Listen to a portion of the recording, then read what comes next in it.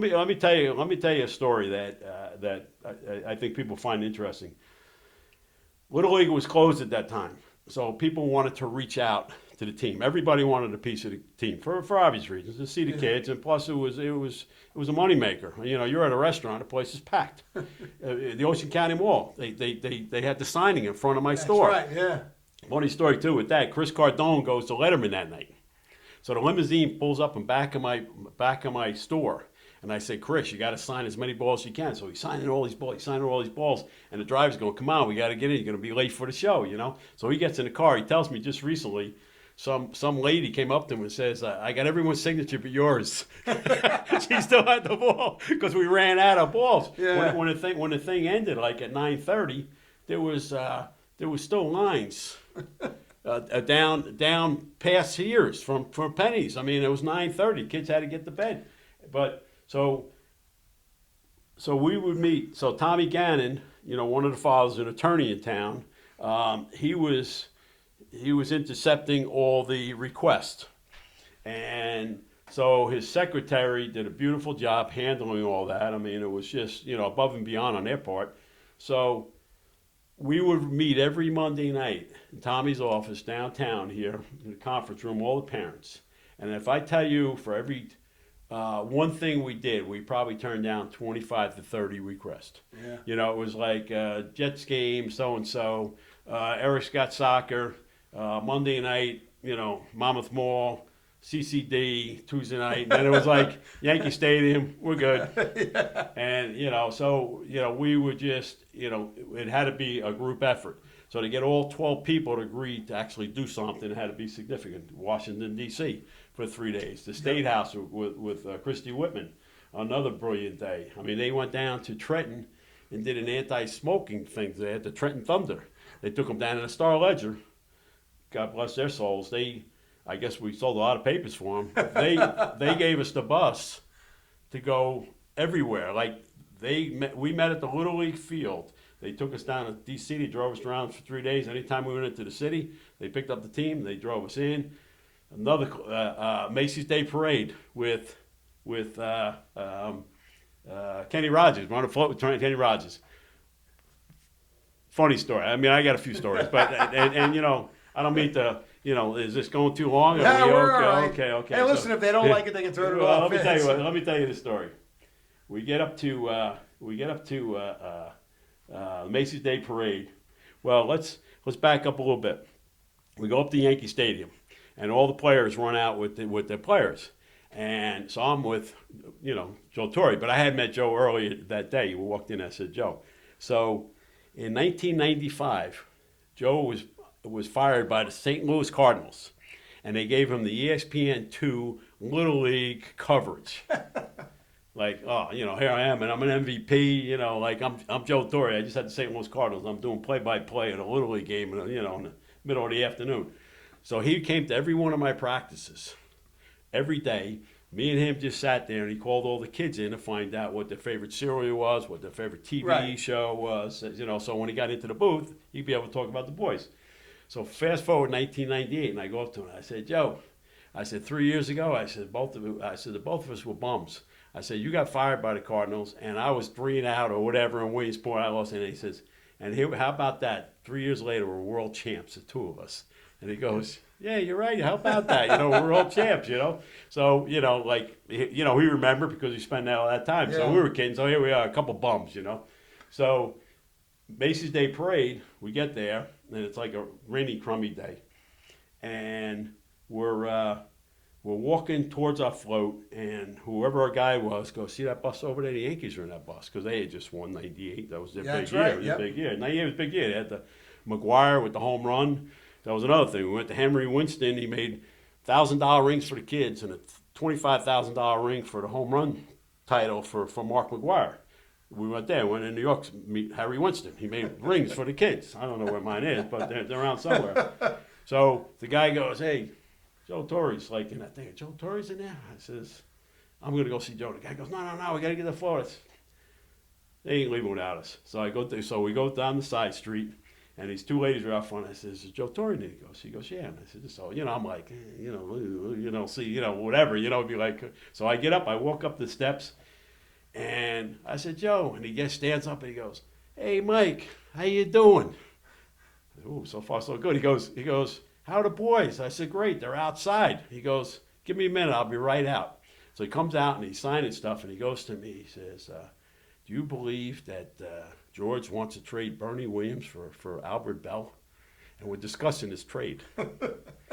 And I'm like, and I'm a big Yankee guy, and I said, you can't do that. You can't break up the core five, whatever, So I tell people, the Yankee dynasty, I feel like I had a small part of his success. They write a book, I want to be in that. I said, I was kidding him. I said, you tell George, Mike Gaynor said, don't do the trade, So they never did the trade. So I feel like I had a small part in his success. Funny stuff. Funny stuff. Funny stuff. I mean, you have a great recall. I mean, it was such an amazing time, and it was really great that Little League Baseball celebrated it, because I think it's that one Little League World Series. Listen, they're all forgotten. I mean, you go back and I understand we're here. I understand that's a different situation, but I guarantee you that even across the country, if you mention Tom's River, the first thing that jumps out, Little League World Series Beast of the East, right? Yeah. It's unbelievable. Yeah. Oh yeah, I got 100 stories about my for instances, But that's interesting you should say that, because when we went to the museum this weekend, this fellow Adam, whatever, he works there full time, so he says he hangs out in the basement all day, and he does. I said, just come out and see the sun, I said, what do you do all day? He goes, I do, I go in the basement, I go through stuff and put stuff together, whatever. And he said the three most requested Little League teams is the Kirkland team in '82. That's right. 30 for 30 did the story where the kid That's had a right. hard time afterwards, a lot of jealousies. And that was that big blonde-haired kid. He was huge kid. He was dominant player. Yeah, sure. I remember Kirkland. And yes. he went home, and there was a lot of resentment, a lot of jealousies. He had a hard time with it. He struggled for years with that whole thing, being the guy that whatever. And like I said, there was a lot of a lot of jealousies, and the Drury team with the Drury kid who ended up playing for the New York Rangers, Chris Drury, and our guys. Now I never saw that Kirkland thing, but I'll tell you what with my experience, when I won it in '98, I went back to my office and I got the phone number of the manager from Drury, and I was on the phone with guys. I said, what should I expect? Wow. Yeah, it was cool. It was cool. You went through all the boys and everything. I go, what should I expect? Because as much as people enjoyed it, there are other people who are not so, how the world works. You're top, they want to knock you down a little bit. So there's always a little bit, I remember a story Joan Frazier had told my wife one time when Jeff was like in the 7th or 8th grade shooting a foul shot, and Casey experienced this throughout his whole career. It's not Little League anymore. Every time he got on the mound, college, everything. I mean, we were Villanova games, and and here's Jeff. He's shooting a foul shot, and the other side, don't blow it like you did in Williamsport. Poor guy shooting a free throw. Don't blow, But I mean, I've gone to college games where they're hooting and hollering, and here it is, how many years later, he's like a junior, senior in high school, and it's like, hey, this ain't Little League no more, it's like, and that's what impressed me about those guys, how they handled all this afterwards. I mean, they're all very successful today, and they were all good kids, but they were grounded, they had good parents, and that was a very tight-knit team in terms of the families. I remember, I had the pleasure of staying at your team hotel in both Bristol and Williamsport, and hung out at the pool and had a cocktail or two during that time. But they were really, and listen, there was a team that had stars and role players, but yet I agree they were very grounded. I think that the parents had a lot to do with those kids. And what I remember, we're going to kind of close, is how big it was, of course, those kids came back. School was the next week, right? The championship game when you beat Japan was August 29th, and the following week. It was Labor Day weekend. Correct. So they had about a week. I remember people used to say, I feel so bad for these kids. They didn't have a summer. And I would go, are you kidding me? They had the summer of their lives. What's better than that? But I remember the first day of school, and correct me if I'm wrong, those kids would have been going into 7th grade. Well, most of them. All I remember is this. 8th grade. Okay. 7th, in case he was going into 5th. Okay. What I remember was all the news media was at the school on the opening day. remember that. They were Joe at the buses. at the buses. Little Joey Francis-Cini, who was about as little as you can get, the first day of school with girls with signs. Joey, will you marry me? Yeah, well, that was, that Peace Glory days. What was precious, I thought was the best part of the whole thing was Cardone with Letterman.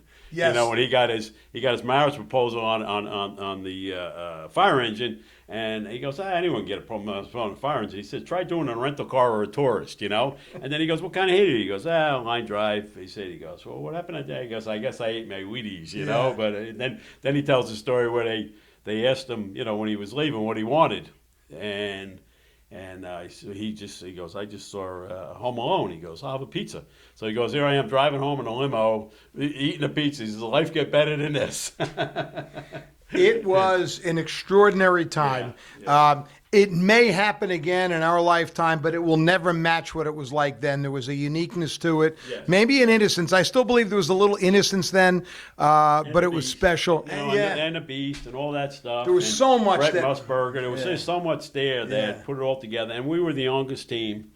We were the smallest team. We were the underdogs for the most part going through a lot of these tournaments. And but it's and what was nice is that what Williamsport did for us this weekend to get us together, like we had mentioned earlier, and I can't say enough because I almost felt like I picked up another family, after this weekend, meeting all their families, meeting all these fine young men, and the smiles and the laughter and the joy and getting on each other's cases like it was yesterday, Hey, Brad, catch the ball. Hey, Cardone, what are you doing? It's like, that kind. And then we were kidding Cardone. It was me and Big Joe and everything, and we were saying how he was 1 for 10 in Williamsport if you had the 2 homers.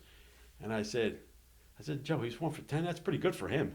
I said, when did he get that 1 hit? Was I there? And Joe goes, I don't remember that 1 hit. But you remember the last 2. I remember the last 2. I always say, like, when they have those, if they ever did a movie, they have those sports movies like Rudy or whatever, and they always have to fabricate the end to make it Hollywood, And if I handed someone that script and they go, nah, this didn't really happen, did it?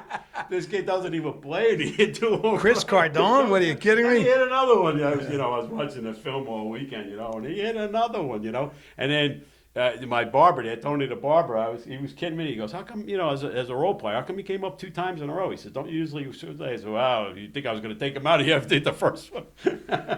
August 29th, 1998, Toms River 12, Kashima, Japan 9. A day in Toms River that will live in infamy, for sure. No question about it. Mike Gaynor, it was fun. We could have done another hour easy, but I appreciate you going back in time and spending a little time. And congratulations on really this weekend, because I think for you it sounds like it was a bit of almost a culmination. No, it just put it all together, and it got the team. They all exchanged phone numbers and everything, and like I said, I'm gonna in 5 years I'm gonna have one, but I'm gonna have all 3 teams. I'm gonna let them in my backyard. I'm gonna have a little pool party, and I'm gonna let them duke it out. Who's the better of the 3? And I think Cirillo will get the last word. My buddy Chris, I'll get the last word. Mike Gaynor managed 3 teams to Williamsport, Pennsylvania. It never happened before. It'll never happen again. He spends a little time with us. Thanks for watching this Little League retrospective. Williamsport, 20 years later, the Toms River East American All-Stars. Kevin Williams with Mike Gaynor for Shore Sports Network.